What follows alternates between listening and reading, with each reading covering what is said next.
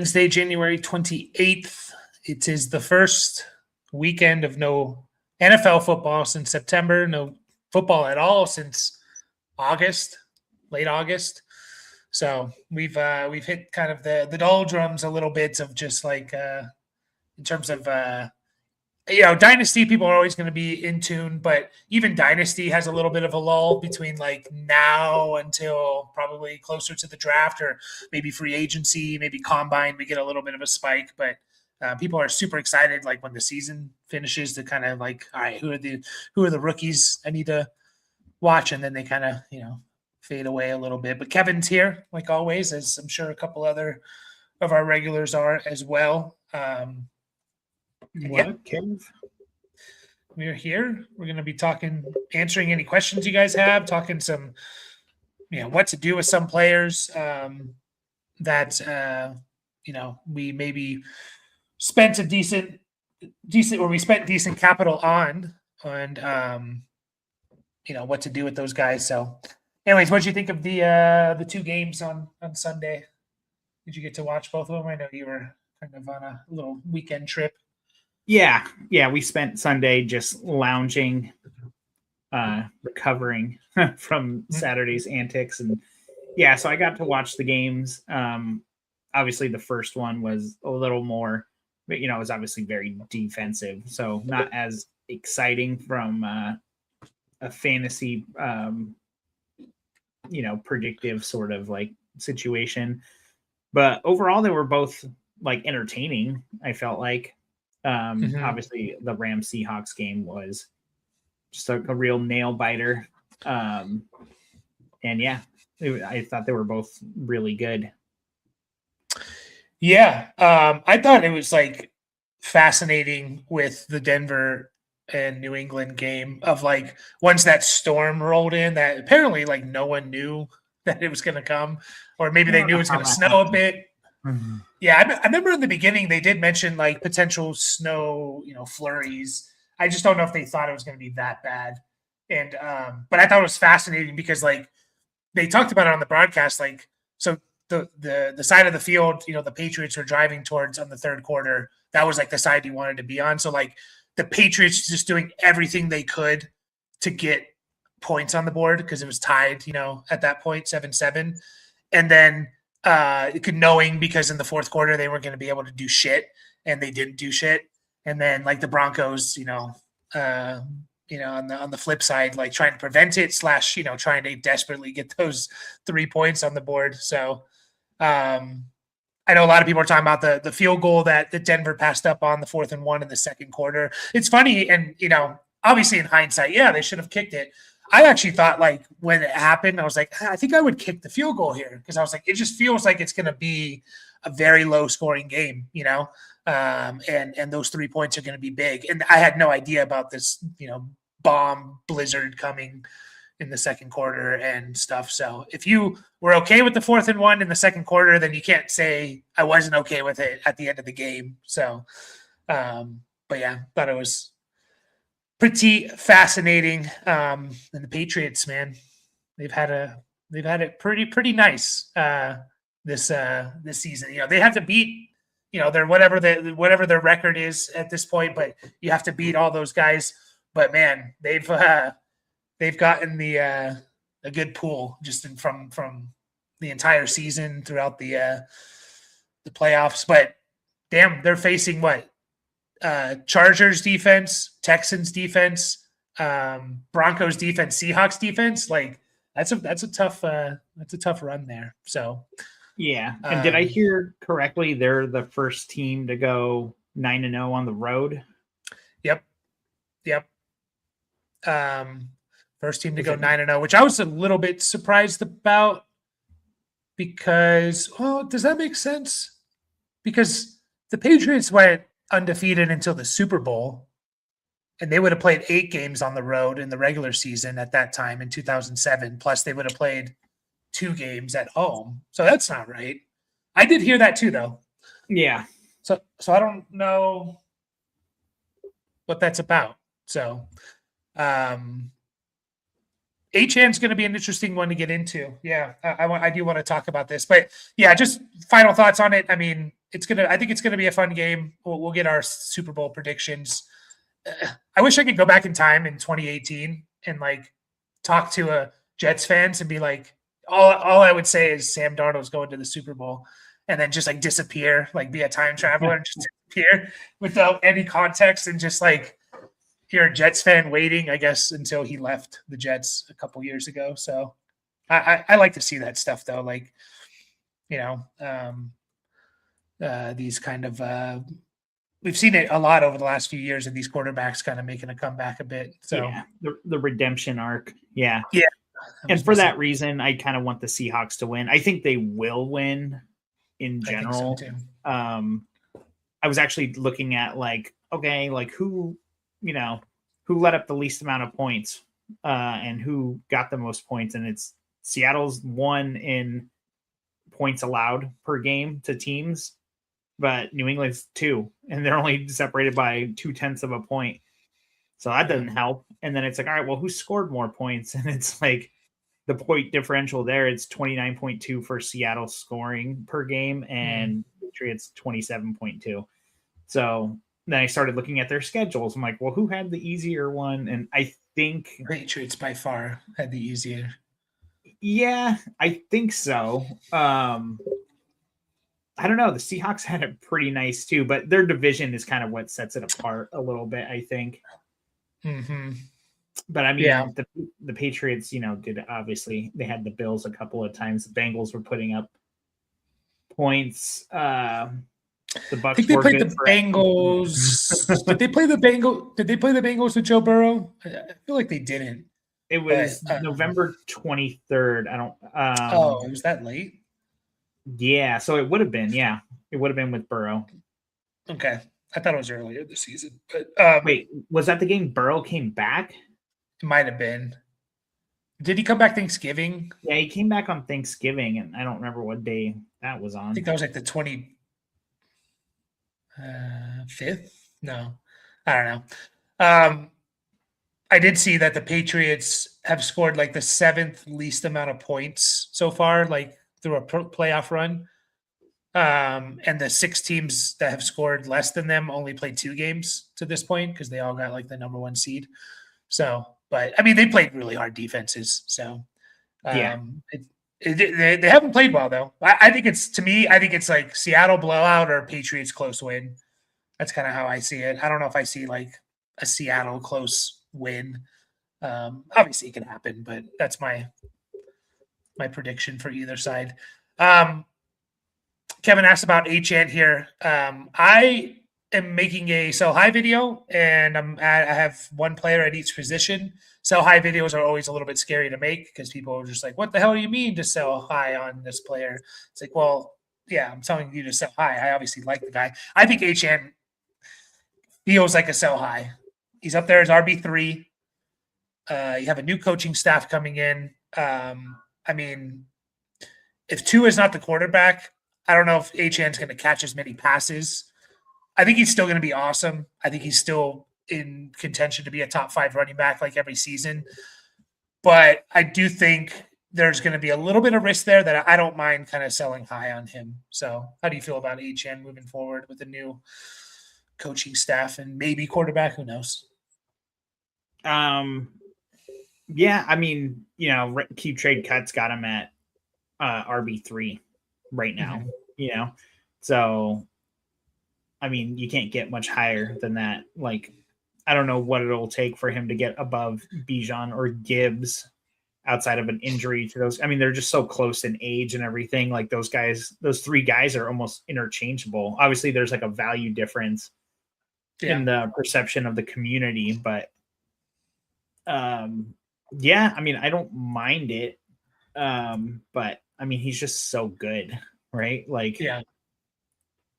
And yeah, we don't know who his quarterback's going to be and everything, but it's not like he was even bad with the couple of games with Quinn Ewers, right? Only 3 catches. He wasn't. He had 6. Quinn Ewers started the last 3 games, so 6, 3, and 3. Only played 2. Oh yeah, you're right.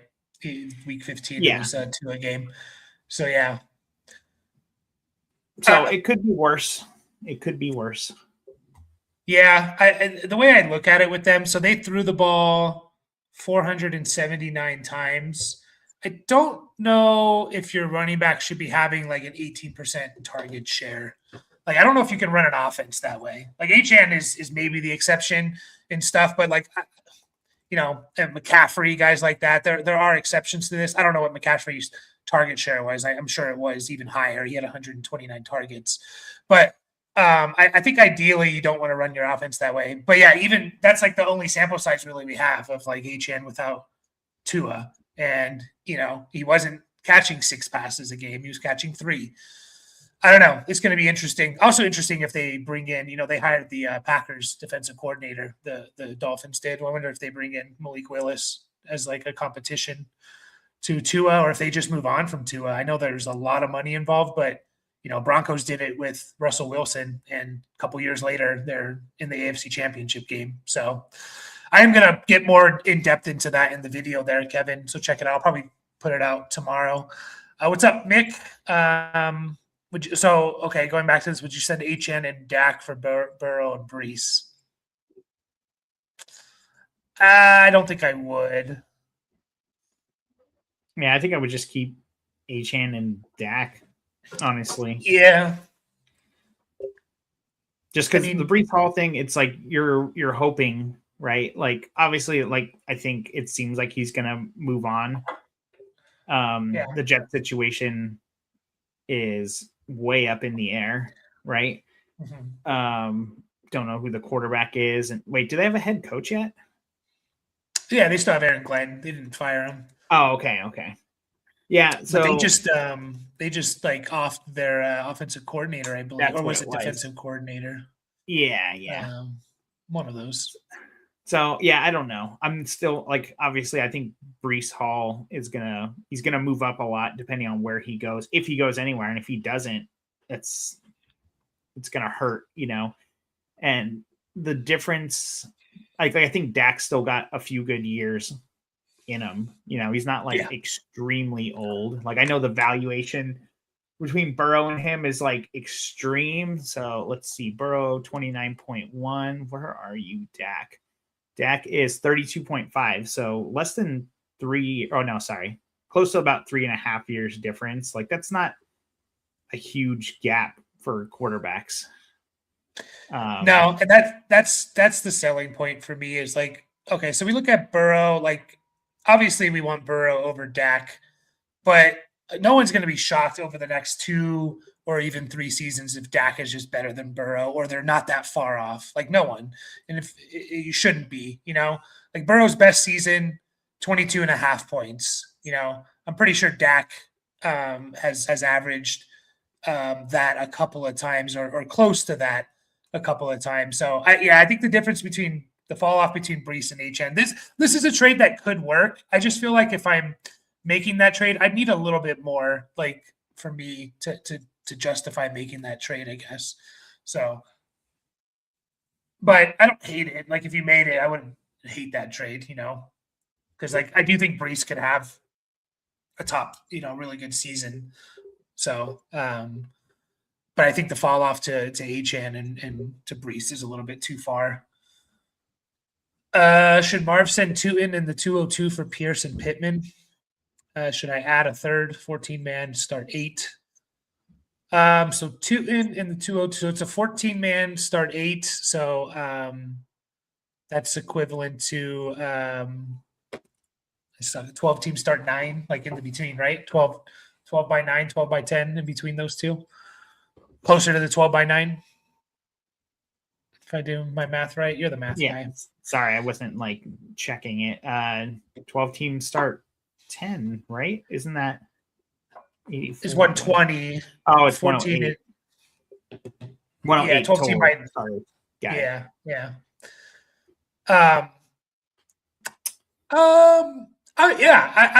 I would do the Pierce. I would take the Pierce and Pittman side. Pierce is a free agent as well, so you don't, the argument of like, oh, but you're getting 2 guys. He is a free agent, right?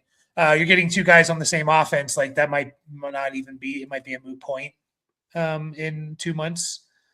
And when Alec Pierce goes to the the Buffalo Bills, he's going to get a huge bump. So yeah.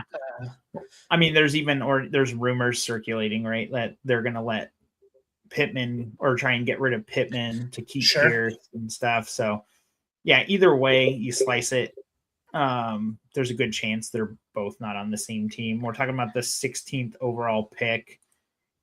I guess it kind of depends on how like strong your opinion is on Tootin, right? Like I know there was some hype for him in the preseason last year. We don't know what ETN's situation is going to be, if he's still going to be there. I wouldn't be surprised if the Jags don't at least tag him. Like I don't think he's necessarily just going to like take over the entire thing, like the backfield. Mm-hmm. So yeah, I don't mind those two pieces. Yeah. I think they do get. I think they need to move on from. I mean, they need to do something with his contract. It's just, I think he's a good player, but is he worth $29 million a year? No, and they can save 24 of that. So yeah, they need to move on there. So yeah, I view Tootin as like a change of pace back. Could be good if he's very efficient and catches a decent amount of passes. Although he didn't really catch a whole lot of passes, even with like this year, he had 10 catches. Like so. Wait, what was the $29 million that you were saying? Oh, that's for Michael Pittman's cap hit. Oh, 29 million. Yeah. And they can, if they cut him, only 5 of that is dead cap. So if you're going to save 24 million, like you're going to move on from Pittman. Yeah. I like the Pierce and Pittman side. If you need to add the third, sure. I don't know if you need to necessarily, if that person's like open to making, moving those players. Is Drake May still the Dynasty 1 or 2 overall, in your opinion, even after not a great playoffs from him? I don't even know. I don't know. It's hard to say. Like, I mean, Josh Allen's still my 1. That part's easy. Is Drake May the 2? Like, maybe we're pushing him up a little high. Like, I don't know. Like, I mean, I still think Lamar can get it done. Obviously, Caleb has rose a lot, and Jaden Daniels had the sophomore slump due to injury. So I really think those guys, and in 6-point per passing touchdown, I would even throw Burrow up there still. Like, I feel like it's kind of a tier, like a big tier. You said Lamar? So I said Lamar. Okay. Yeah. So I don't know. I mean, I think you can tear down from Drake May for one of those other guys if there is a perceived like huge value difference. So yeah. I don't know. I always have a hard time putting guys in actual like specific order. Yeah, I think it's fair that he's like the 1 or 2. I get it that he's the 1 or 2. It feels a little Justin Herbert-esque. If you remember Herbert after his second year. Now Herbert had a better rookie year, which, is a difference there in the favor of Herbert. Herbert had a really good rookie year, had an even better sophomore year. And Herbert, go back and look at the Keep Trade Cut rankings. He reached QB1 at one point.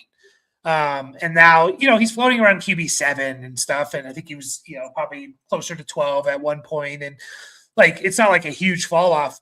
I would absolutely be tearing down, like you said, from Drake May right now. And again, I'm the biggest Drake May fan. I was telling everyone when he was ranked QB7, 8, 9 in the offseason, I was saying I'm valuing him as a top 5 quarterback. I didn't think he would be QB1 necessarily, but I think he's going to have a really good season. And my value on him is like a top 5 guy. And it played out that way. But I think it is time to tear down, not just straight up sell, but to tear down from him, because he's not a rushing quarterback. I had this argument about like Bo Nix as well. Of like, is Bo Nix a rushing quarterback? I don't consider them rushing quarterbacks. Can they run for 60 yards in a game? Yes, but like, is it part of their game plan to have 40, 50 yards rushing from the quarterback every single game? It's not. And to me, that's not a rushing quarterback. It's not like Lamar and even like a Josh Allen around the goal line. So of course, like May he's had 4 games this year over 50 yards or more rushing, but he's also had 1, 2, 3, 4, 5, 6, 7 games of under 15 yards rushing. I don't think Lamar in Lamar's like prime does, he doesn't have that type of those type of games and stuff like that. So I'm always a little bit hesitant with these non-rushing quarterbacks, putting them above the elite guys that we've seen before. So should he be up there? Sure. Would I be tearing down from him? Absolutely. So, 2/3. What is Christian Watson's value? Would you sell him for 2/3? The question right above it is where he was asking, should he add a third to that trade? So I don't know if the 2/3 is part of that. And then what is Christian Watson's value is a separate thing. But yeah, I would trade 2/3 for Christian Watson. You would want the Watson side. Yeah. Why? I don't see why not, especially if it's 2/26 thirds, No, I agree with you. What's that? I agree with you. I was just clarifying that you want the Watson side. I mean, it's 14 team start 8, right? So making Watson one of those starters is probably going to be tough. But I mean, obviously, in that type of with a 14 team league, like sometimes you kind of get forced into that kind of stuff. So better on buys, I would say. Obviously, he's got to be healthy. And he's never going to PPR. It's like not as good, obviously, also. It'll be interesting. I don't know when we're ever going to be able to trust any Packers receivers. We've been saying it for a couple of years. It's like since Adams left. Yeah, I don't think if Dobbs goes away this coming year, like that does anything for Christian Watson's value. So it's like really hard to like predict anything, but obviously like the upside is there. You can get 2 touchdowns on 4 catches. Where would you guess he ranked in PPR points per game? I'm going to say like 20. Yeah, almost bang on 19. I was actually thinking 18. I was like, no, that's too high. And I was thinking 22. I just know like his production is just so touchdown heavy, Yeah. But we know that's a part of his game too. So it's like, obviously he's not Mike Evans, but you can say the same thing about Mike Evans' career before this year. Yeah, I mean, I remember talking about it with Watson in his rookie year, where it was like, he's not going to have 7 touchdowns on 41 catches, right? Like no one does that. 17% touchdown rate. I mean, he's 20 with 133, so yeah, I was he's not that far off. I mean, 5 touchdowns in his second year on 28 catches, and then 6 this year on 35 catches. So it's kind of what he does. 15% of his catches are touchdowns. So, yeah, we need to see a healthy season. I'm willing to take that risk on him. Packers, we'll see what they do. They don't have – I'm going to check their draft picks. I know they traded, a decent amount for Michael Parsons. So let's see what draft picks the Packers have. They have a second for him. Yeah. So they have a second, a third, a fourth, a fifth, a sixth, a seven, a 3, 7. So they don't have a first round pick. They don't have a pick till 52nd overall. Going to be tough to find a receiver that's going to come in. It could happen, and this class I think is actually pretty good for receivers. There could be like 12 second and third round receivers taken.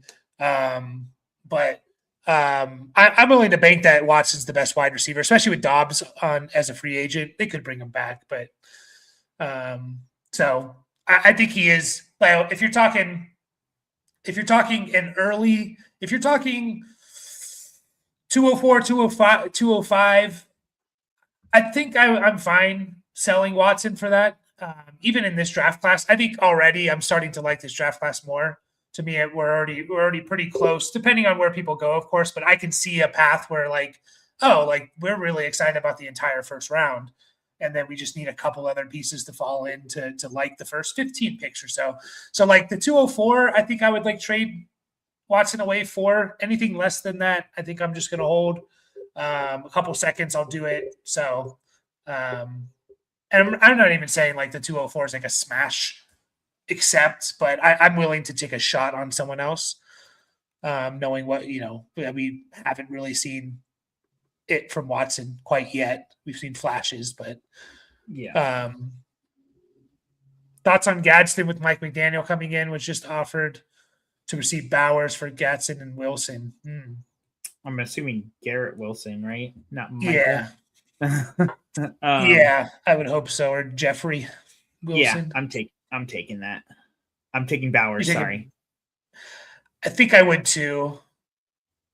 Just the uncertainty of the Jets not having a quarterback. Now, they could bring in someone or keep Tyrod Taylor. I don't even know if he's under contract or not. I think I would take the Bowers side. I think Gadsden could be very good. I think everyone's getting a bump for the Chargers, right? Like Marion Hampton, Ladd McConkey, even guys like Trey Harris, Quinton John, like all these guys are getting bumps. But I'm willing to lock up Bowers there, especially if it's a tight end premium. If it's not, I could see the Wilson side. I could see the argument for the Wilson side, but I still probably take Bowers just because I know what even though his impact might not be quite at the level of like, even if he's tight end one, his impact is not quite at the level as other, wide receiver one, running back one. People are still going to view him as having that impact. Plus the difference between like him and like tight end 3 could be massive. So I think I take the Bowers side there, but it's close in non-tight end premium Blizzard. Yeah, I just feel like Bowers is just such a set it and forget it tight end, right? Like, and obviously, like we believe in the talent for Garrett Wilson, and you can say the same thing about Bowers, like with the uncertainty at quarterback. Obviously, it's going to be Mendoza more likely than not. Is like I don't know what those betting odds are, but I'm sure it's like massively in favor. Like I heard someone say it was like, oh, it's minus 10,000 or something like that. But yeah, I don't know. I just feel like he's basically the wide receiver 1 on his team. So yeah, it's hard to get away from that at the tight end position. Minus 8,000 is what I'm seeing on DraftKings or via DraftKings. It says was minus 1,000. I don't know when that was, but I would have been, if I could do bets here, I would absolutely be doing that. That means you got to bet $1,000 to win 1,100. No, I bet when it was minus 1,000. Yeah, I know. That's that's what it is, right? Okay. That's what it means. Yeah, you have to bet 1,000 and then you get your 1,000 back plus $100. I'm pretty sure that's how the minus ones are always the harder ones to realize. I'm pretty sure that's what you have to bet to win $100. To win 100, yeah, that's right. Yeah, because the pluses are easy. It's like that's what you would win on $100 bet on top of your $100 back. Let's put $50,000 on Mendoza to be number 1, and then he like goes back to school or something, or Eli Manning's himself out of the. I guess Eli Manning still got drafted number 1 though. But anyways, yeah, I would take the Bauer side there. Easier in tight end premium, but I mean, Blizzard.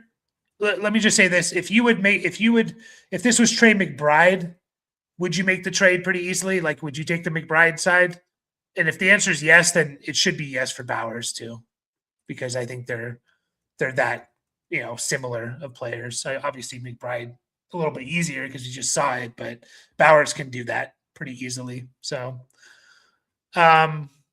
rooting for the Rams to lose because I didn't want Stafford to retire and ruin all of Rams. That's a good point. I mean, he still might, but I think it was more likely that he retired if they won, right? Yeah, I don't know. We definitely talked about that. right? Where it's like, what's more likely? He retires like losing in the Super Bowl or winning the Super Bowl. Like, I don't know. You can kind of see the argument both ways.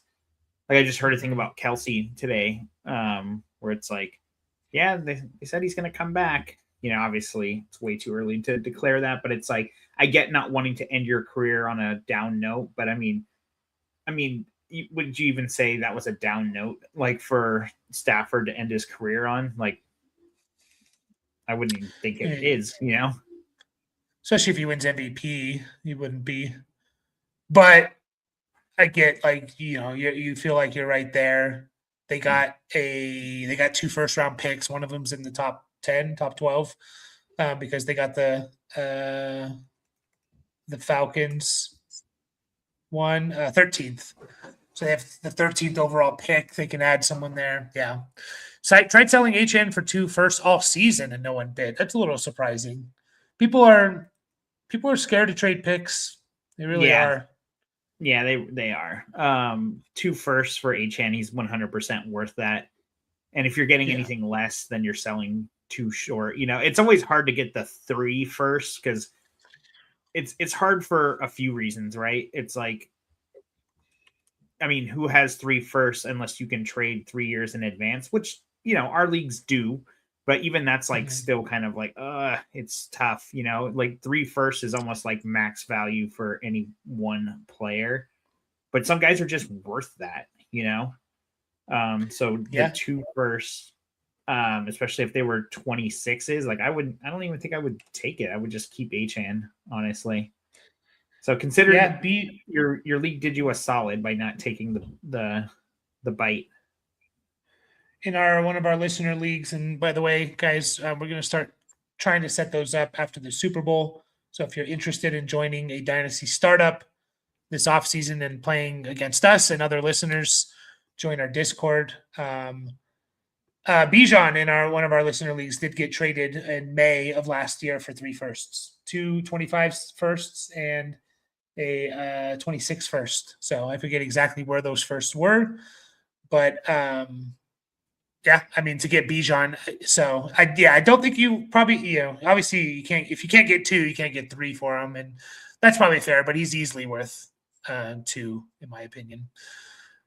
Even if it was one of them was high, like the 103 or 4 or 2 or even 1. I was offered Tyler Warren and the 26 110 for Bowers. I'd keep Bowers. Yeah, I would just keep Bowers too. Yeah. The 110 could, I think it's going to be a good pick this year, but man, like we love Warren and we love like what you have to be like Trey McBride and what we think Bowers can be is just like you have to be another level, man. Like I don't know if Warren's ever going to get there. He can have a great career, but I don't know if he's ever going to do what these guys can do consistently, in my opinion. So I'd keep Bowers. I mean, it was looking really good with Daniel Jones, right? Tyler Warren was.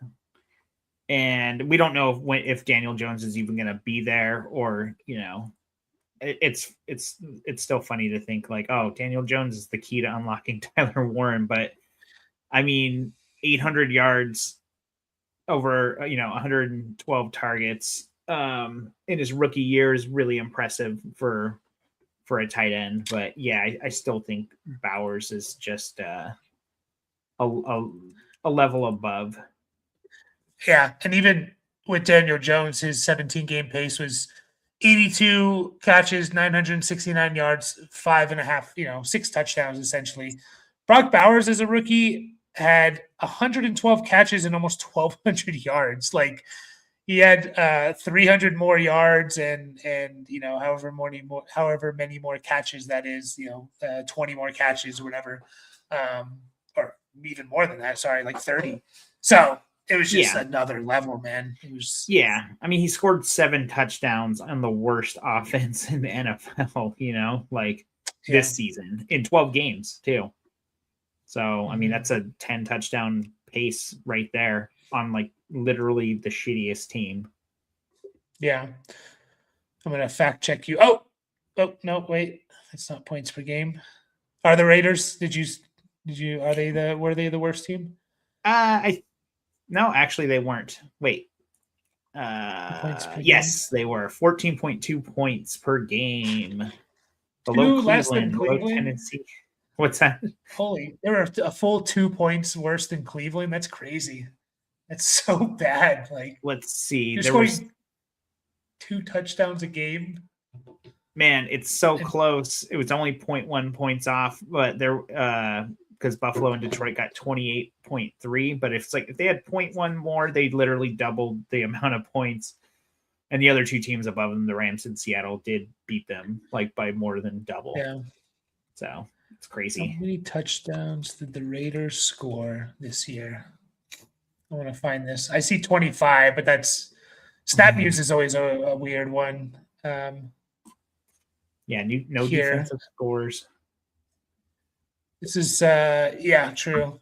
NFL team. This is team touchdowns per game. Anyways, if it is 25 offensive touchdowns, Bowers had 7 of those. Geno threw 19. Yeah, there's a better way to find this. Yeah, all and Gentry had 5 rushing. So that's 24 right there. Yeah. I don't know who else would have. I'm sure someone. Yeah, passing touchdowns 20, rushing 5. There you go. 25. Wait, didn't you say Geno and Gentry had those? So no one else? No, well, Geno missed week 15 and 18. So Kenny Pickett must have thrown 1. Yep, he threw 1 in week 14. Not even the game he started for Geno, and then the game he came in for Geno. Yeah, so Bowers had over 33% of the passing touchdowns, and over 30% of the total touchdowns or whatever. So, yeah, that's impressive. And I think Mendoza. We don't know who their head coach is going to be yet. I don't really know what the options are. I know Brian Daboll was kind of rumored. That's going to be a big one. Like, who's going to be their coach? Maybe Clint Kubiak, the Seattle Seahawks offensive coordinator. But, you're getting a better quarterback in there, hopefully, in Mendoza. Straight up deal Packers. Yeah, Chase Brown's easy there. Yeah. Easy. Yeah, take advantage of those fandoms if you can. I like Mick's comment at the very bottom where he said finding Raider touchdowns is not easy. It's like, yeah, no kidding. Yeah. I remember telling, our family friend, Moses, I think the Raiders are going to be good this year. I remember him just being like, when I see it, basically, okay. And I was like, no, they have like Pete Carroll and Geno and Gentry and Bowers and I like Besh and it didn't. Daboll got hired as the Titans OC. Yeah, I know he was in the running for the Raiders job, and then that fell through there. So Caleb says he's got Marv, BTJ, Rice, Garrett Wilson, Devontae Smith as my wide receivers. I've gotten offers on Marv, Wilson, BTJ, but everyone's trying to buy low. Should I hold everyone even though I do need help? Yeah, don't sell them low. Don't worry about your running. You're not setting a lineup for another 7-8 months, 7.5 months. So you don't have to worry about that running back spot right now. So just, don't sell low on these guys. And Wilson, Garrett Wilson. All those guys are kind of like, especially Marv and BTJ. Their values just aren't quite.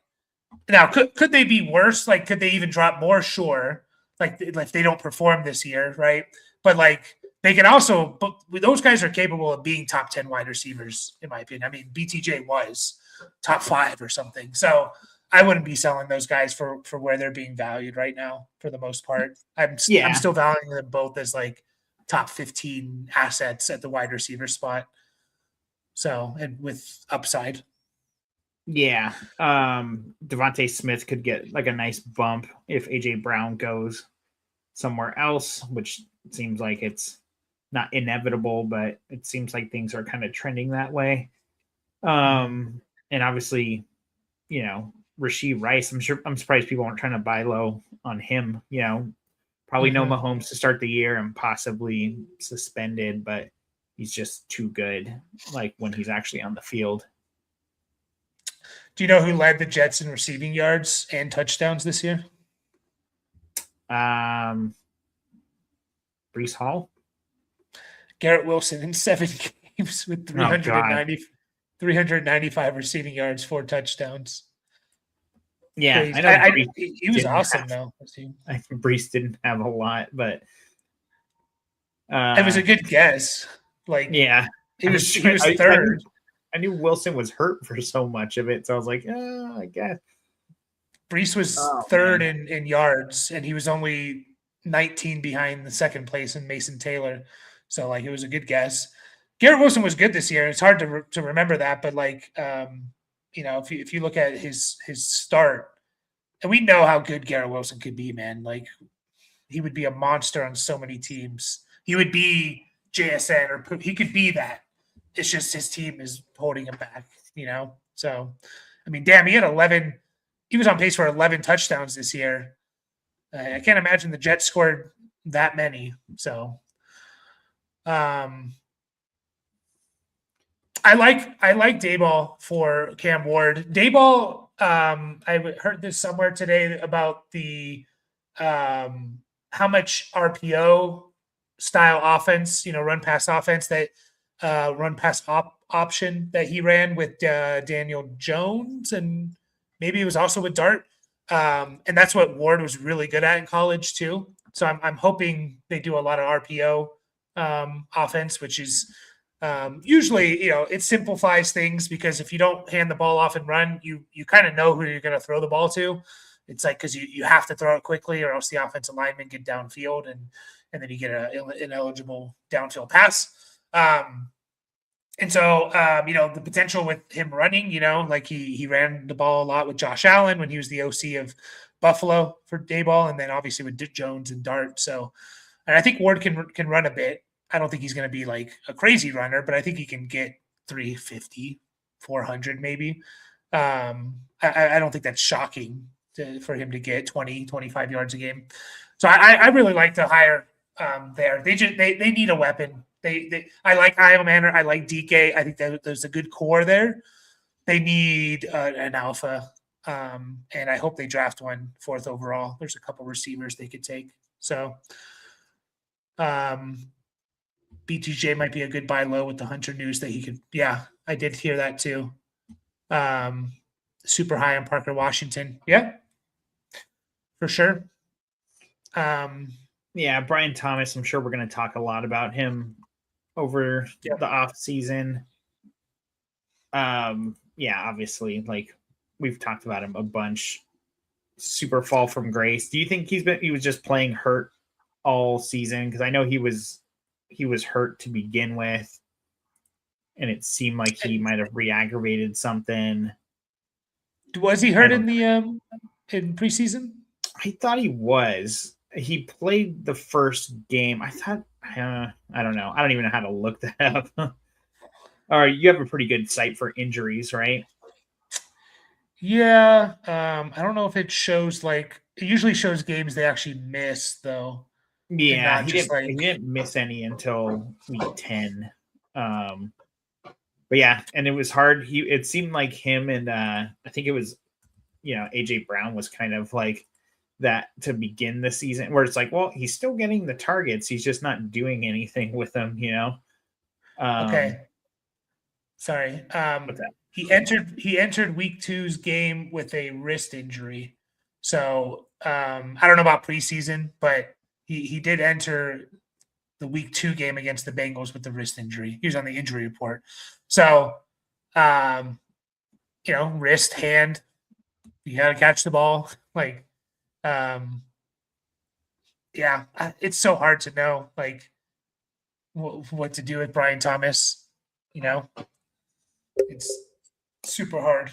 Yeah, and obviously, like we've said this at least 10 times, all of his like his really good production was with Mac Jones. Mac Jones greater than Trevor Lawrence. We thought so last year, but not. Yeah. Obviously Lawrence had a huge revitalization to his career. Is he the comeback player of the year? Who else? Who else is I thought I remember hearing the odds, and I mean McCaffrey was back up there. He was like the first player to be like comeback and in the MVP odds or something like ever. um, Um, there was someone else I thought that had a really good case for it. Let's see if I can pull up one. I need to find a okay, good NFL comeback player of the year odds. Okay, I do see Lawrence is up there. McCaffrey's minus 700, Lawrence plus 500, Dak, okay. Aiden, Philip Rivers is there. Yeah. Come I on, give know, it to right? Philip Rivers. Why not? Come on. Yeah, I mean that's very heavily weighted towards CMC, obviously. I don't know. Do you think that comeback player of the year should include coming back from an injury? I think it shouldn't come back. It shouldn't be a if you just sucked, I don't think you Yeah. should win it. Like if you just like I think it actually should be an injury. I mean, damn, like when Hamlin didn't win it, DeMar Hamlin, he literally died on the field and he didn't win comeback player of the year. Not to laugh at that, but like that was shocking to me. Like, really, dude? Like this guy died on the field and then like how did and Flacco won that year? I think the injury is probably the best one to base it off of, to be honest. And rather Okay. than just like I know Philip Rivers won it one year, and Philip Rivers literally never missed a game in his career. It's like, what is he coming back from? Just like sucking? Like, you know? Like, okay, so 2012, he played in every game. He threw 26 touchdowns, 15 interceptions, 3,600 yards. He had a much better year the next year. It's like, why are you winning comeback player of the year though? Like, I don't know. It was kind of crazy. So yeah, I mean, was Trevor Lawrence hurt enough to get that? He did only play 10 games 2024. I was actually kind of surprised, like, he was like invincible before then, basically, right? Like 23 was the first game he missed since like high school in 2023. Yeah, I think you're right. Then apparently something happened. Something happened to his body. I'm just thinking about what are you coming back from? Just sucking? Yeah, like you can't just come back from sucking. Some reason I thought Lawrence was a little bit better. I know he had a crazy run to end the year. 29 touchdowns. I would have guessed like 33, 34 or something. Yeah, I remember it was the year where they came back and beat the Chargers in the playoffs. What year was that? Was that 22?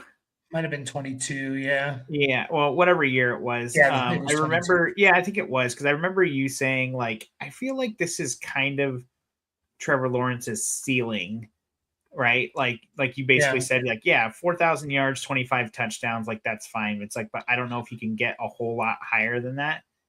And he didn't do a whole lot more than that, except the rushing touchdowns really, they spiked.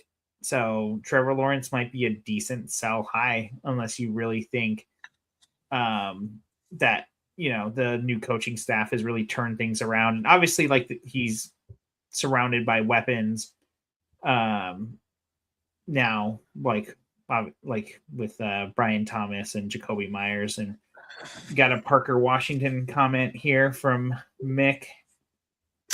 Yeah, and one other note on Lawrence, because maybe he is a sell high. I like him more as like a tier down two guy, like from a Herbert to a Lawrence, even from like a Caleb and stuff like that to a Lawrence.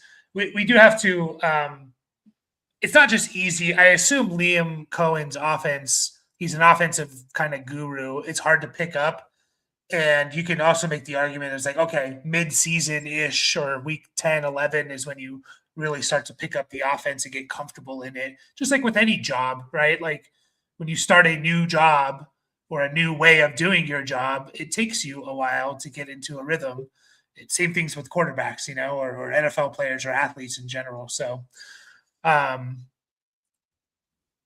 Yeah. I'm pretty high on, I mean, super high, like, it depends on what you mean by that, but like, I think he's undervalued according to like the Keep Trade Cut rankings. Like, if I can buy him as wide receiver 42, which I don't think you could, but if I could, I would absolutely do that. I think he's probably a wide receiver 3 at worst if he's healthy next year. So, what was he this year? I don't know. Obviously, he like 35 finished points really per- hot. Yeah, 35 in points per game. Yeah, 27th overall in half PPR, which is Yep. impressive. Yeah. I don't know if I wouldn't have guessed that high. I don't think I would have guessed closer to like 35 or something. But it gets really hard. I mean, like the difference between 27 and 35 is probably like 1 or 2 points at the most, you know. So Yeah. And if you like myself on the back for being wrong.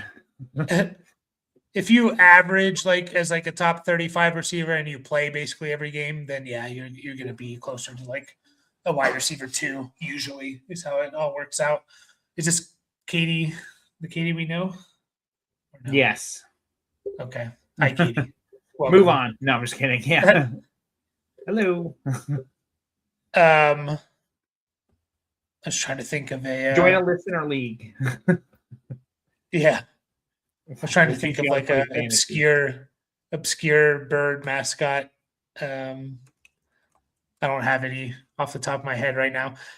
With T-Law and Liam Cohen attached to the hip for years to come. Yeah, all in on Lawrence. Yeah, I agree. I view Lawrence as like QB 7 to he'll fluctuate between like 7 to 15 for the next several years, you know? Like and he could push top 5 because he can move. He's not a Jared Goff or a Stafford. When Stafford ran for that first down, I was like, dude, how many rushing yards did Stafford have all year in that game? I actually never looked at it, but in that when he rushed for that 4th and 2 or 3 or whatever it was, or Stafford's rushing yards, he had it's harder to 0 find rushing yards. Yeah, it's harder to find than a Raiders touchdown. No, 1. Sorry, he had 1 rushing yard this year. So I saw that, I was like, holy crap, he can't have more than like 30. Yeah, I think his rushing ability of like, you know, he's probably going to average around 20 per game, could push him into the top 5 at times. Did you ever hear the joke about the safest place to be in a tornado? No. It's in Allegiant Stadium because you'll never have a touchdown there. I think I might have. Maybe I did hear that. That's pretty good, though.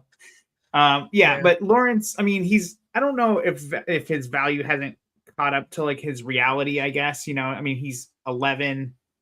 He's basically in the same tier as, you know, Mahomes, Dart, Hurts right above him, Knicks, Purdy, and then Love. I'd say not super significantly, but pretty significantly below him. I don't know.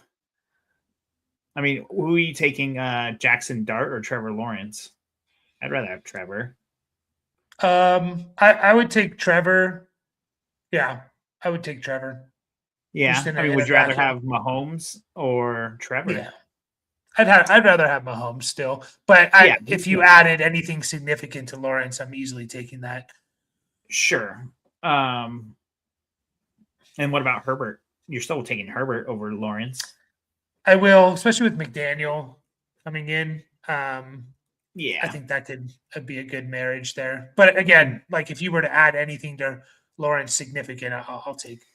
Yeah, I'm just reading off the guys that are right above him. So I mean, what about Jalen Hurts? I'd rather have Hurts over Lawrence. I think. Yeah, so I think he's kind of right where he should be. You know, with Dart, the only guy above him that we'd rather have Trevor. So. Yeah. So I was looking up Division II bird mascots and like, okay, it's like the Bentley University Falcons and Fairmont State. And then it shows Savannah State University Tigers. This is AI, by the way, AI overview. Great. In parentheses, while tigers, they are while technically tigers, they are often grouped with Division II feline/bird heavy mascots. Like, what does that even mean? Yeah, Like, it doesn't mean fucking anything. Is what it means. yeah, Like, it's like, why? Like, it's not like it was the end of the list. It had 4 other schools with bird names. It just smack dab in the middle was a tiger. Like, I still have faith AI is not taking our jobs quite yet. Not taking yeah. our jobs quite yet. What Unless about they a have. griffin? Is a griffin a bird? Would you say?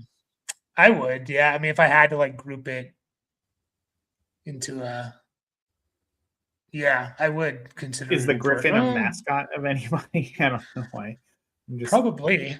I'm just trying to think of weird birds and shit.